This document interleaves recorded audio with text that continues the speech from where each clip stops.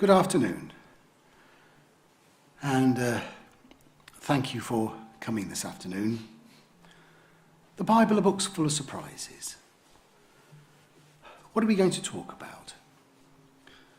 Well, we're essentially going to look at various aspects of the Bible, about the Bible and in the Bible, and what is so surprising about it. First of all, we're going to look at its popularity, its consistency, and we'll say a bit more about this when we get to it, that it actually, unlike almost any other book, tells it like it is. We're going to look at some surprising proofs of the Bible through archaeology, and we're going to look at some fulfilled prophecies of the Bible. And we're also going to intersperse those five threads, if you like, with a sprinkle of other, at least hopefully interesting, if not otherwise surprising, Bible facts. So let's start with just a few of those surprising Bible facts. There isn't any specific message in these sprinkles of Bible facts, other than hopefully you will find them, as I say, at least slightly interesting and probably mildly surprising. So, Bible facts about animals. Sheep are mentioned more than any other animal in the Bible. They actually get mentioned 187 times. Proverbs chapter 30, verses 24 to 28 says there are 4 animals that are exceedingly wise. And whilst you wouldn't necessarily think that that was the case, the examples are given of ants, of conies, of locusts and lizards. Dogs are mentioned 41 times in the Bible, but cats are never mentioned.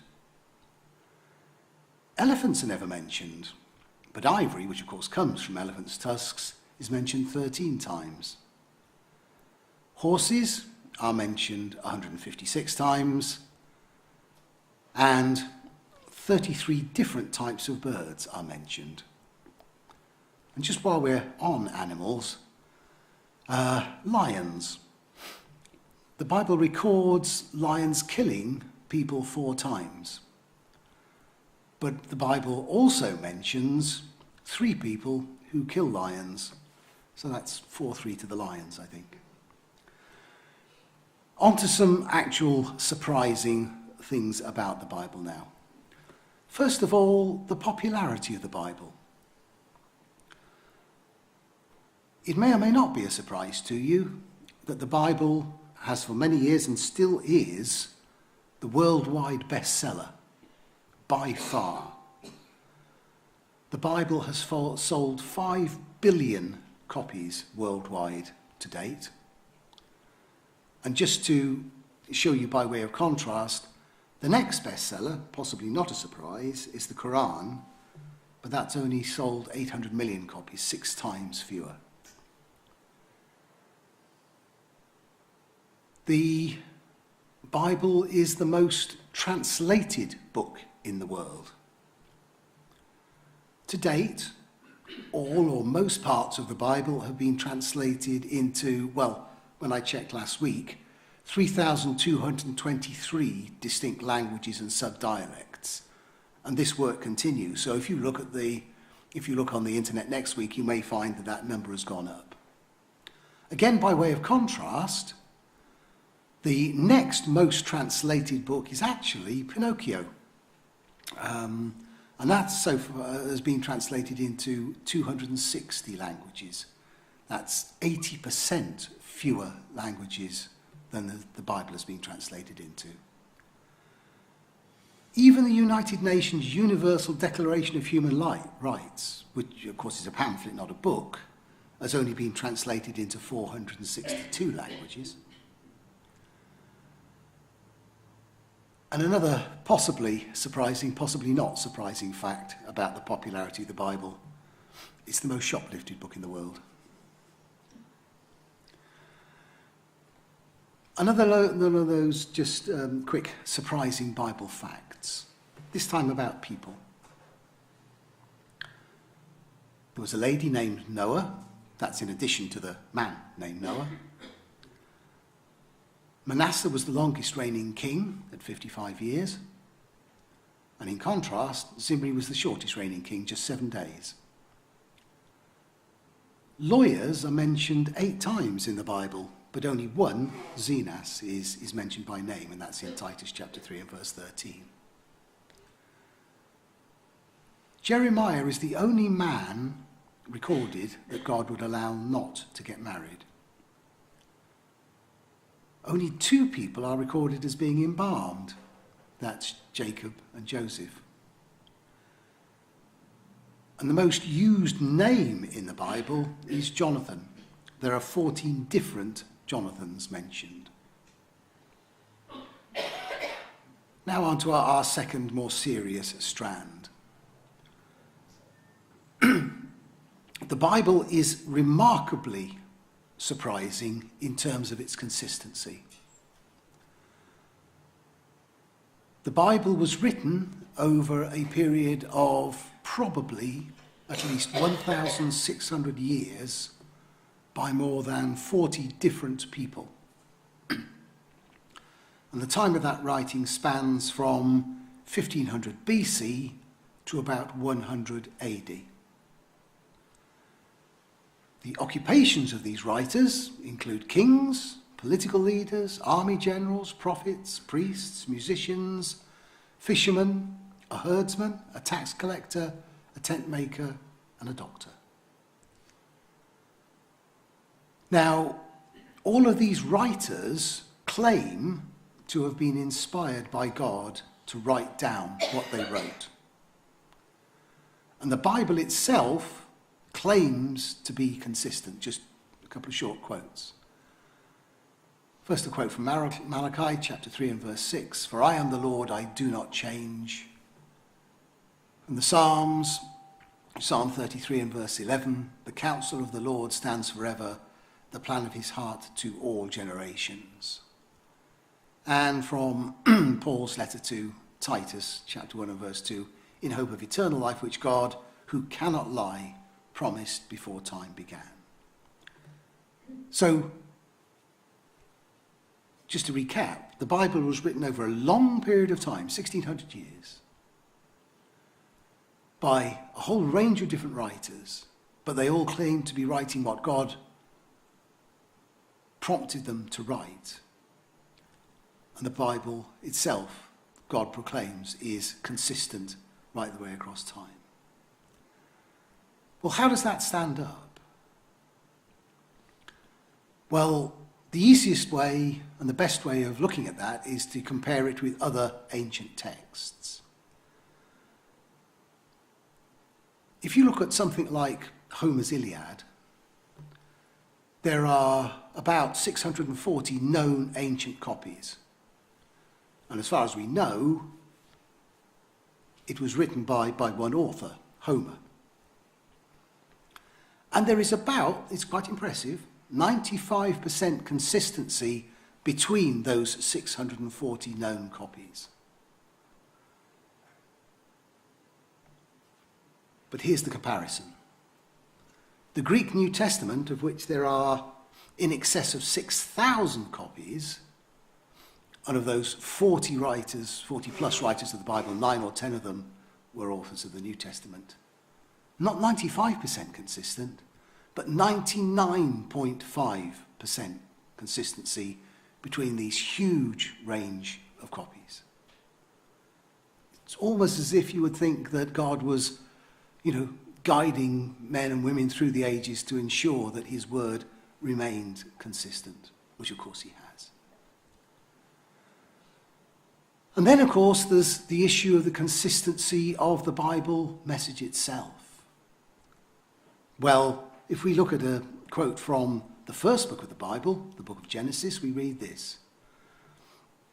This is God talking to the man Abraham, and he says, I will make your descendants multiply as the stars of heaven, I will give to your descendants all these lands, and he's talking about the lands of Israel, and in your seed all nations of the earth shall be blessed.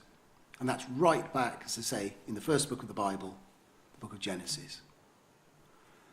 Now come to one of the later writings in the New Testament, thousands of years later. And Paul, writing to the Galatians, says in chapter 3 and verse 8, the scripture, foreseeing that God would justify the Gentiles by faith, preached the gospel to Abraham beforehand, saying, in you all the nations shall be blessed, which is exactly what God, of course, did say to Abraham those thousands of years earlier. Okay. So we have a consistent message running right the way through ancient times with Abraham through to early New Testament times, Paul writing to the Galatians. Another little snippet, this time surprising Bible facts. The only boat mentioned by name in the Bible is the Castor and Pollux, and that's in the Acts of the Apostles, chapter 28 and verse 11. Deuteronomy 3 and verse 11 tells us that Og, the king of Bashan, had a bed made of iron that was 13 feet long and 6 feet wide. The book of Kings tells us that King Ahab built a house of ivory. It's a bit like the cats and the dogs, this one. Salt is mentioned 41 times in the Bible, but pepper, not the once.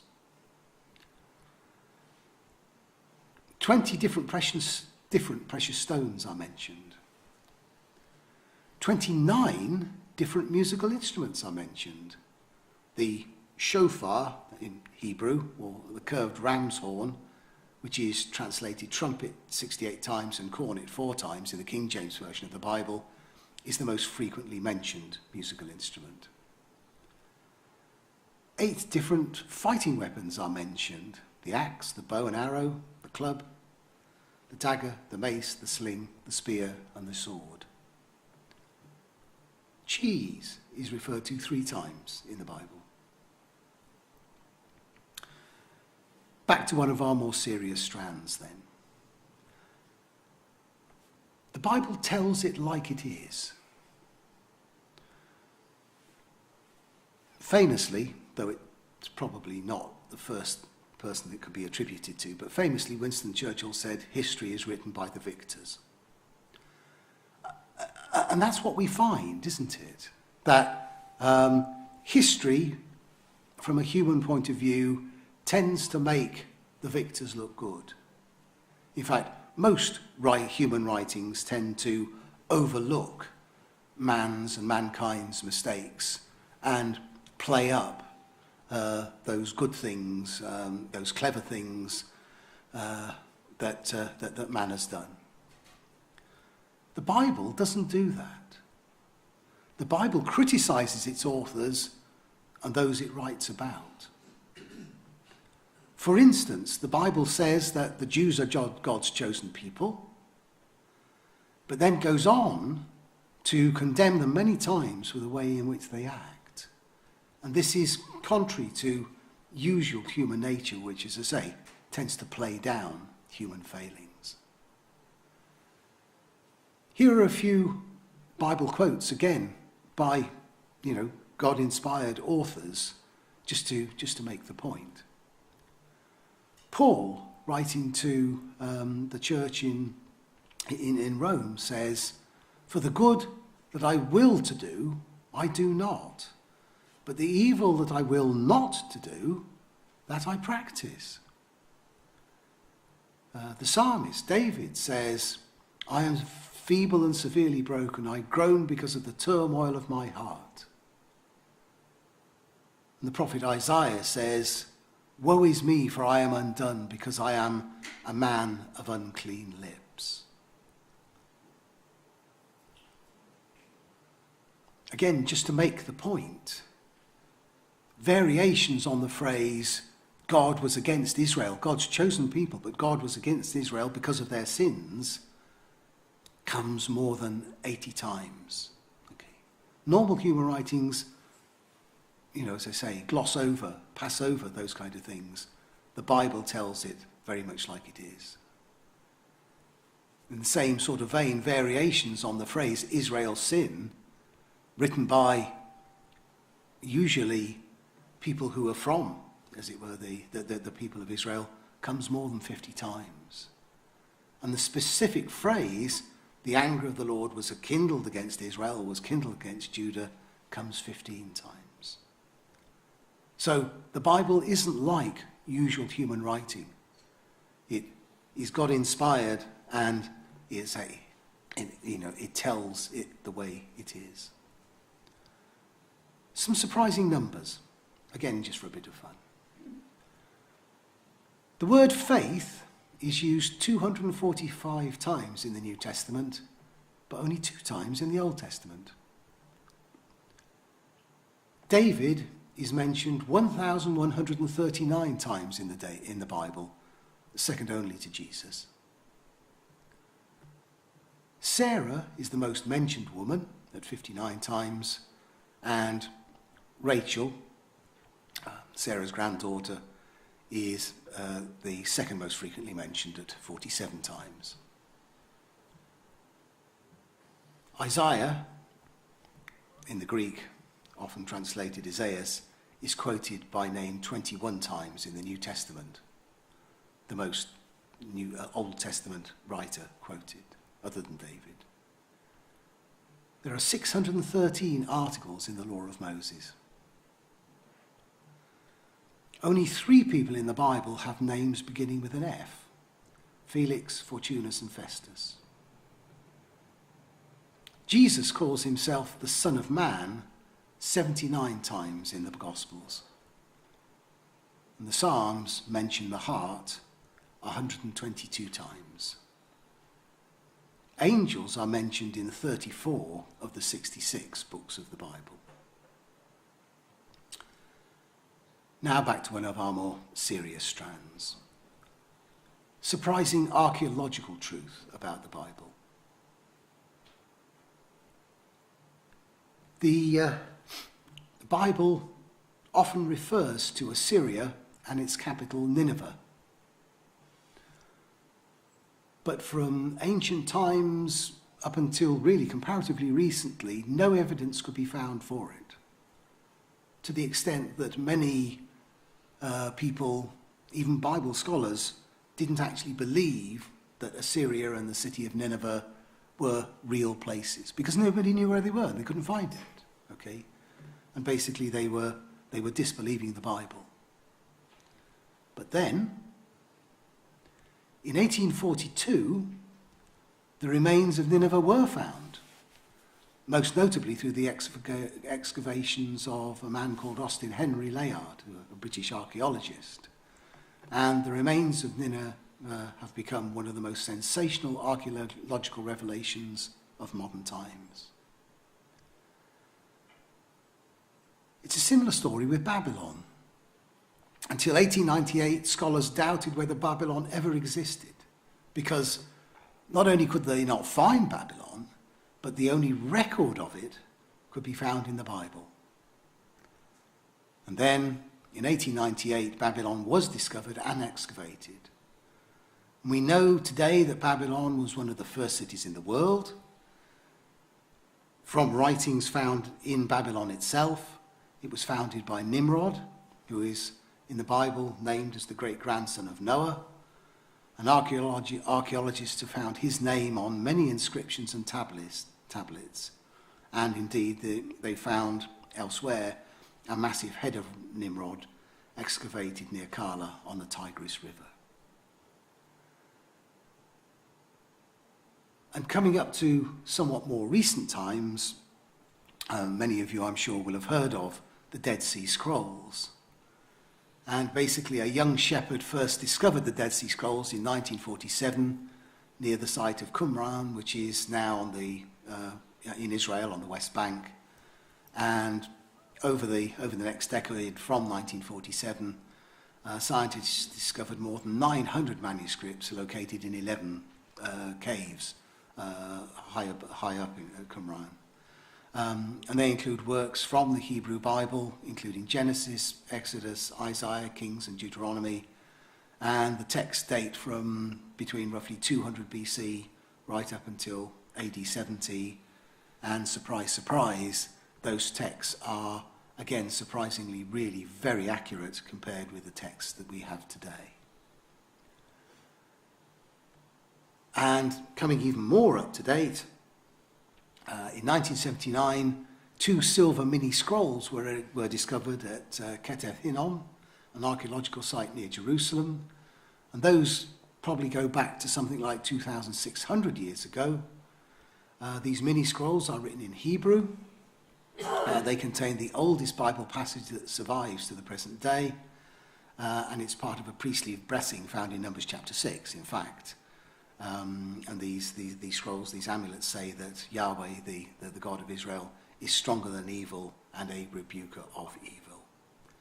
So there are very many archaeological findings and archaeological proofs that actually show the Bible's authenticity, both in terms of what it talks about, ancient civilizations and ancient cities like Assyria and Babylon and so on and so forth, but also those archaeological finds show that the biblical text, going back thousands of years, is indeed entirely accurate.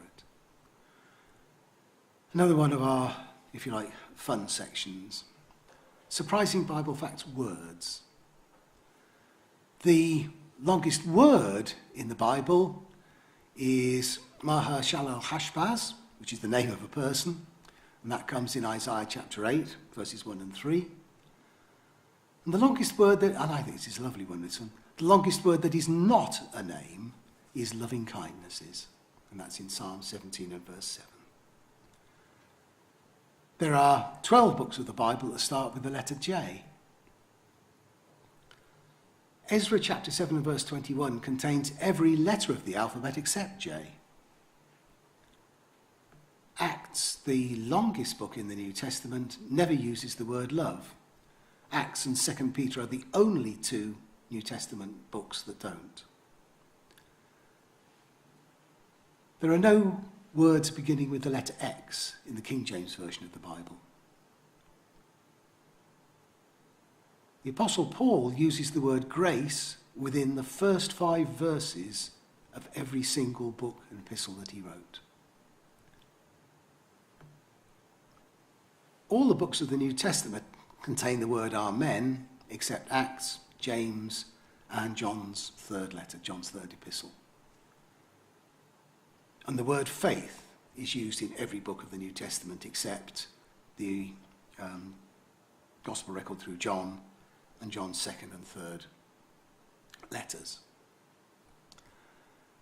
Back to our serious strands, prophecies. The Bible contains over 2,500 prophecies, of which more than 2,000 have been completely fulfilled, and between 400 and 500 are still awaited. The detail of the prophecies and the accuracy of their fulfillment is both remarkable and surprising. Let's concentrate particularly on prophecies about Jesus. There are many others, but we're just going to concentrate really on prophecies about Jesus here. Firstly, picking up from our introductory reading, Daniel chapter 9, verses 25 and 26. Part of that says, "Know therefore and understand that from the going forth of the command to restore and build Jerusalem until Messiah, the Prince, there shall be 7 weeks and 62 weeks, and the street shall be built again, and the wall, even in troublesome times."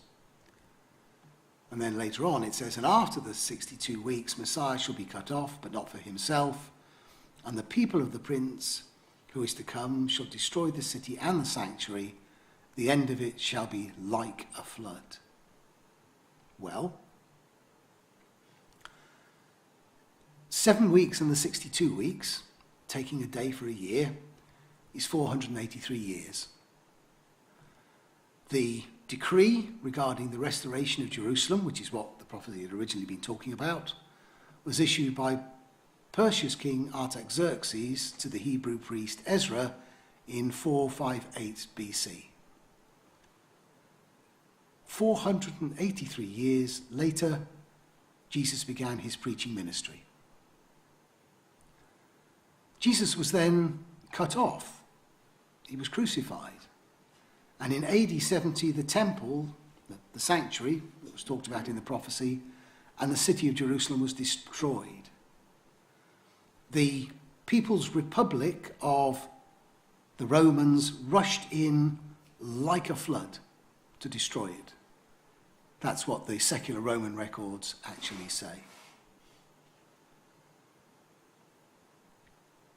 Let's look at something which is maybe really quite familiar to all of us. Micah chapter 5 and verse 2. But thou, Bethlehem Ephratah, though thou be little among the thousands of Judah, yet out of thee shall come forth unto me that is to be ruler in Israel. And that prophecy was written probably about 700 BC. And of course, the fulfillment of this prophecy is the birth of Jesus Christ, and that's one of the most celebrated and well-known facts in history. And everybody knows that Jesus was born in Bethlehem.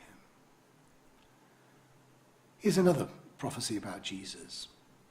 The prophet Zechariah, in chapter 11 and verse 12, says, So they weighed for my price 30 pieces of silver, and the Lord said unto me, Cast it unto the potter, a goodly price that I was prized at of them.